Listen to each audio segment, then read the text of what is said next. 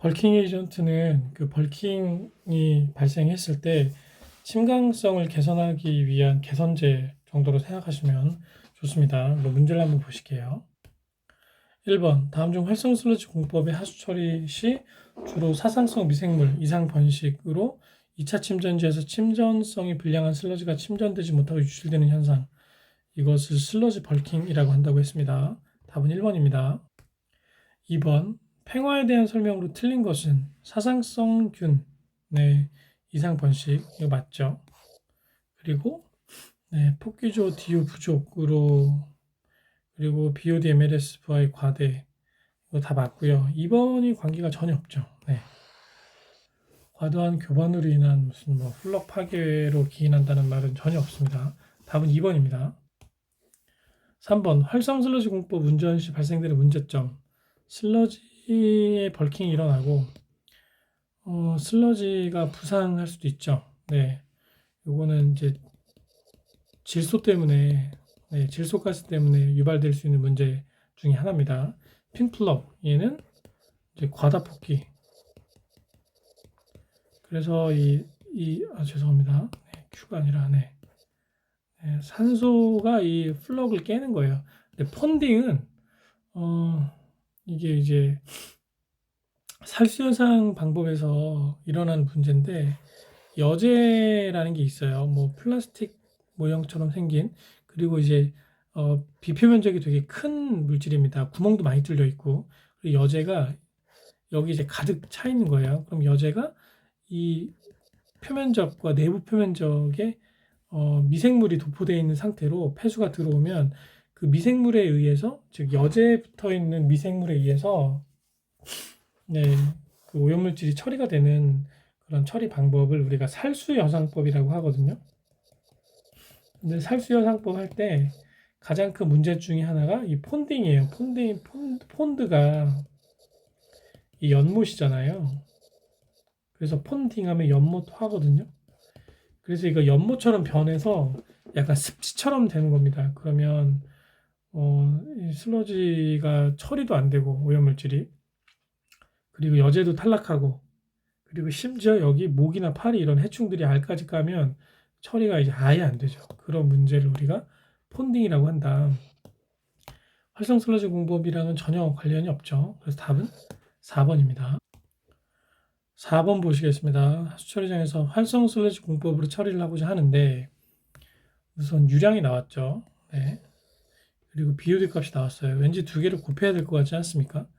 그리고 24시간 운영을 하는데 150 큐빅미터 퍼 미닛으로 공기를 공급한다. 이제 80%를 제거하고자 한다면 1kg당 소모된 공기의 공급량, 얘는 주입되는 공기량 대, 그리고 이제 BOD 킬로그램, BOD의 량을 찾으시면 됩니다. 이게 이제 무게는 킬로그램은 되겠죠. 그럼 공기량부터 찾으면 공기량이 하루 단위로 찾아야 되니까 얘를 데이로 바꾸시면 돼요. 그래서 150 큐빅미터 퍼 미닛인데 60미닛이 1시간이고 24시간이 원데이잖아요. 그럼 계산기로 해보시면 150 곱하기 60 곱하기 24 21만 6천 큐빅미터, 요 약분이죠. 큐빅미터 퍼 데이, 하루에 21만 6천 큐빅미터의 공기를 집어 넣어주는 겁니다. 그럼 얘를 분자로 넣으시면 되고요. 분모는 POD량으로 환산한 무게를 찾으시면 킬로그램 단위로 찾으시면 돼요. 그러면 이 두 개를 곱하면 왠지 될 것 같죠. 그래서 이게 어차피 킬로그램 단위로 바꿔야 되니까 250g per 큐빅미터 곱하기 2만 미터 세제곱 per day. 그리고 몇 퍼센트죠? 80%죠. 0.8를 곱하시면 됩니다. 그러면 이거 없어지고, 그리고 네, 지금 이제 250 곱하기 2만인데 킬로그램으로 바꿔야 되니까 네, 킬로그램으로 바꿔야죠. 이거를 공을 하나, 둘, 세 개를 없앱니다. 그러면 250 곱하기 20 곱하기 0.8 킬로그램이 돼요. 자, 이것도 한번 해볼게요.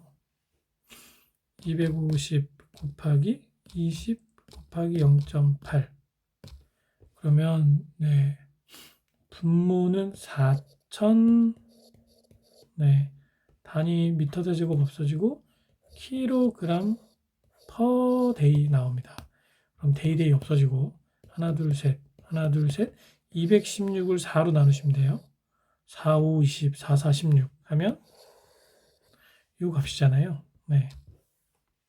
자, 216 나누기 4 하면 54죠. 그래서 54 미터 세제곱 공기를 네, BOD 1kg 하고 같이 네, 소모하면 BOD 80% 제거할 수 있다. 네, 그렇게 푸시면 됩니다. 그래서 답은 2번입니다. 핵심 이론 공유, 활성 슬러지법의 종류. 우선 가장 처음에 나온 것이 이제 표준 활성 슬러지법이고요. 여기 보면 주요 인자가 이제 네, 운전 인자들이 이렇게 나옵니다. 그래서 우리가 암기하고 있는 그런 내용도 있고, 그리고 이제 앞에 나오지 않은 그런 내용들도 있는데, 요런 내용은 앞에 제가 말씀을 드렸죠. 네, 근데 나머지 인자들도 한번 꼭 숙지를 해두시기 바랍니다. 두 번째는 계단식 포기법인데요. 계단식 포기법은 이 그림에서 보시면, 네, 이렇게 계단식으로 뽑기를 순차적으로 진행을 하는 겁니다. 얘를 쓰는 이유는 간혹 가다가 이제 유입수의 성상이 너무 이제 그 농도가 높은 그런 물질이 들어오면 초기에는 그러니까 폭기저가 이렇게 직사각형으로 되어 있을 때 초기에는 막 너무 산소가 많이 필요하고 그리고 나중에는 뭐 산소가 그렇게 많이 안 필요할 수도 있어요. 네. 그러다 보니까 산소는 골고루 이제 폭기 탱크에서 유입이 되는데 이게 적절하게 순환이 안 되면 네, 처음에는 이게 현기화가 될 수도 있습니다. 네. 그리고 나중에는 또 산소가 남아 돌아요. 그러면 좀 효율성이 떨어지죠. 그래서 산소를 골고루 공급해 주기 위해서 이렇게 계단식으로 네, 이제 폭기조의 어떤 효율성을 향상시키기 위한 그런 방법으로 이해하시면 좋습니다. 장기 포기법은 이제 폭기조에서 되게 오랜 시간 동안 폭기를 시키는 겁니다. 그러다 보면 네, 얘네들이 이제 먹을 거 안 먹고 다 먹으면서 아주 효율적으로 슬러지까지 분해를 할 수 있어서 이제 잉여 슬러지 발생이 좀 적어요. 네. 그래서 슬러지 발생량을 적게 유지할 수 있는 네, 포기 방법을 장기 포기법이라고 합니다. 시간이 좀 많을 때 사용할 수 있는 방법이죠.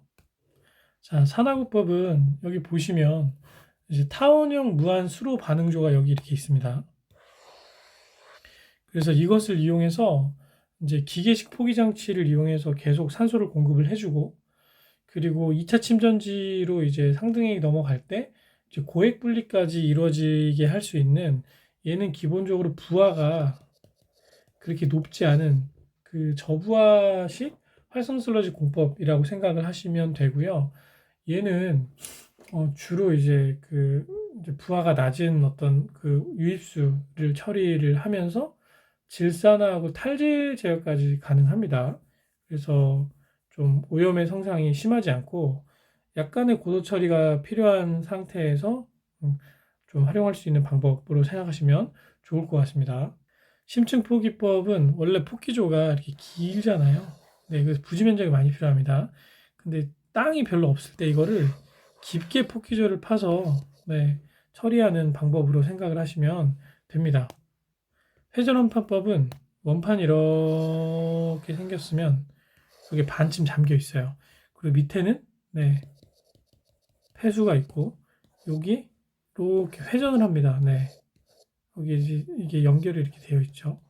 그래서 이게 바퀴처럼 이렇게 회전을 하는데 폐수에 들어갔다가 나오면서 여기서 공기 중에 산소를 공급받아서 이 회전원판에 도포되어 있는 미생물이 폐수 안에 있는 오염물질을 산소를 공급받고 들어가서 분해하고 다시 나오면서 네, 다시 공기를 이제 공급받고 이렇게 하면서 분해하는 방법이라고 보시면 되고요.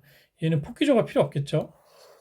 그리고 좀 이것도 고부하에는 사용하지 못하는 그런 문제가 있습니다. 장단점이 명확한 방법이죠. 이제 마지막으로 연속 회분식 방법이 나와 있는데요.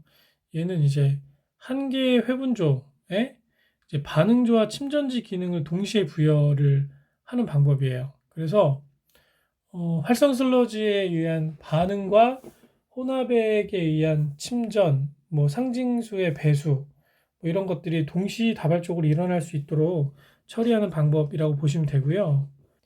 이 방법은 슬러지 반성이 필요 없고요. 용존산소의 농도가 낮더라도 좀 효과적으로 처리할 수 있는 특징이 있다고 해요. 그리고 좀 처리 시간의 연장을 효과적으로 할 수 있는 장점이 있는 반면에 얘도 이제 소용량, 대용량은 좀 어렵다고 합니다. 그래서 소용량이 좀 적합한 방법으로 이해하시면 좋습니다. 문제를 보실게요. 1번 연속 회분식 활성 슬러지법에 관한 설명으로 거리가 먼 것은 방금 전에 말씀드렸죠. 반송 필요 없다고 그랬어요. 그리고 용존산소 농도가 이렇게 낮아도 산소 전달 효율을 극대화시킬 수 있다고 했습니다. 반응조의 일부만 사용함으로 단로 현상이 자주 발생하고 침전율이 낮다. 이거는 좀 다른 얘기죠. 그리고 처리 시간의 연장을 좀 효과적으로 할 수 있다고 했습니다. 답은 3번입니다. 활성 슬러지법은 여러 가지 변법이 개발되어 왔으며 이렇게 쭉 나와 있죠. 결국에 활성 슬러지 변법으로 볼 수 없는 것은 무엇이냐? 계단식 폭기, 접촉 안정, 장기 폭기 다 맞고요. 살수 현상은 활성 슬러지 변법은 아닙니다. 여제를 사용하는 그런 방법. 그래서 답은 4번이죠. 회전 원판 접촉법과 가장 관계가 먼 것은 여기는 폭기조가 필요 없다고 했어요. 폭기기가 필요 없습니다. 아까 말씀드린 대로 원판이 돌면서 폐수 안에 이렇게 들어갔다 나오면서 여기서 공기 중에 산소를 공급받는다고 그랬죠. 그래서 폭기기가 필요 없습니다. 답은 3번입니다.